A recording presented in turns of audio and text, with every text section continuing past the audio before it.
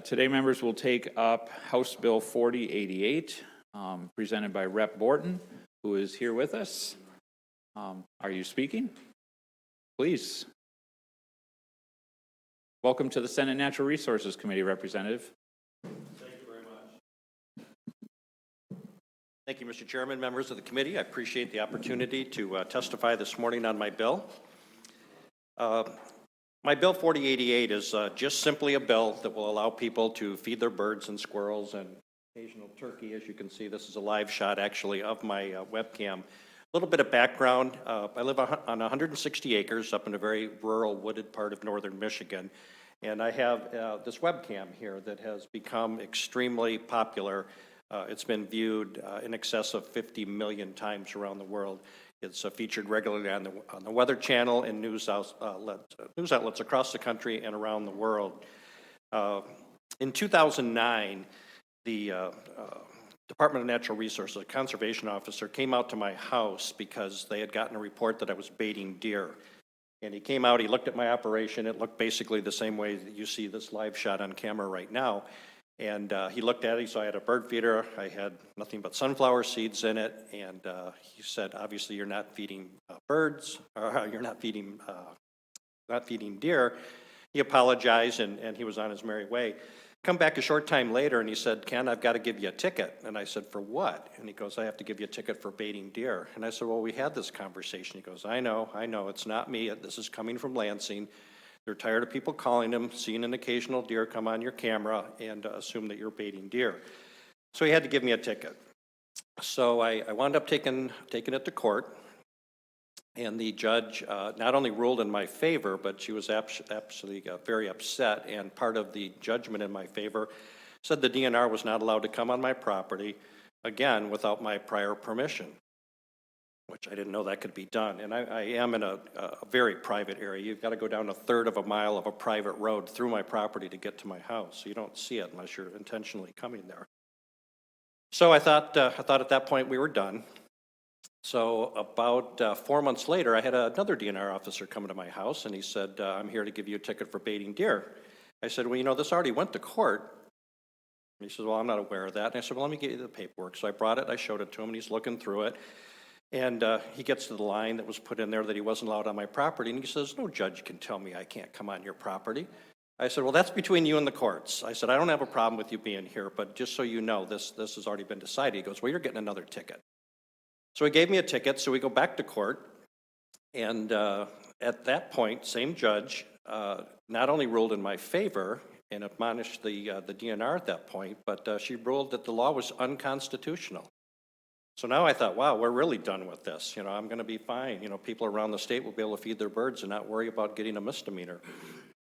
So at that point, the DNR obviously had gotten very upset, and they took me to circuit court. So my attorney at that point said, Ken, they're going to keep doing this to you until you're broke or you give up, one or the other. He says, you really need to work on getting this law changed. Well, because it went to circuit court, the attorney general at that time, Mike Cox, got involved, and in his opinion, immediately dropped the charges against me and recommended that the legislature change the law, which that happened. And this was in 2010. So I came down, I testified, scared to death. A little nervous now, but back then I think I was probably shaking. If you go back and look at the testimony, I'd never done anything like that before. Yes, it is, especially sitting in front of you, Mr. Chairman. So anyways, the law did get changed. And then I thought for sure we were all set, and we did, all through many years, no problems, no more issues, no more showing up from the DNR, everything was fine. Well, in 2018, the NRC decided to go around the legislature and make a rule, which that seems to be the way things are done down here now. So lo and behold, 2018, the DNR shows up at my house, this time 2 conservation officers. Oh, and I forgot to tell you too, when the second conservation officer, before we went to circuit court, actually tried to get a warrant for my arrest. I found out later from my county prosecutor. They said, they wanted to cuff you and take you to jail, and show you who was boss. So anyways, so the law gets changed, everything's fine. NRC brings it back in 2018. 2 DNR officers come out to my house again, and they said, Ken, in fact, actually, I worked with the DNR when I knew this rule was coming back. And my local DNR says, Ken, we don't want to be the bird feeder police. Can you put a table up, at least make an attempt? Which I did. So that's that ugly table that I built there. So I said I would do that. And, I thought everything was going to be fine. Everything was going to be done. So the conservation officers come out. They said, Ken, sorry, but your table's not tall enough. We want it 8 feet tall.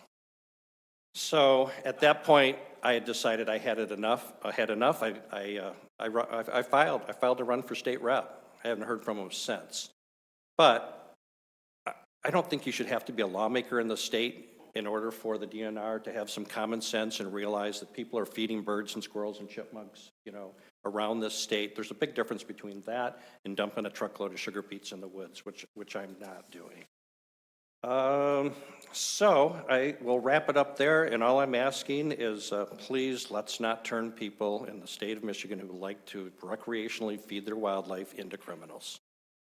Thank you very much. I'll answer any questions you may have. Thank you, Representative.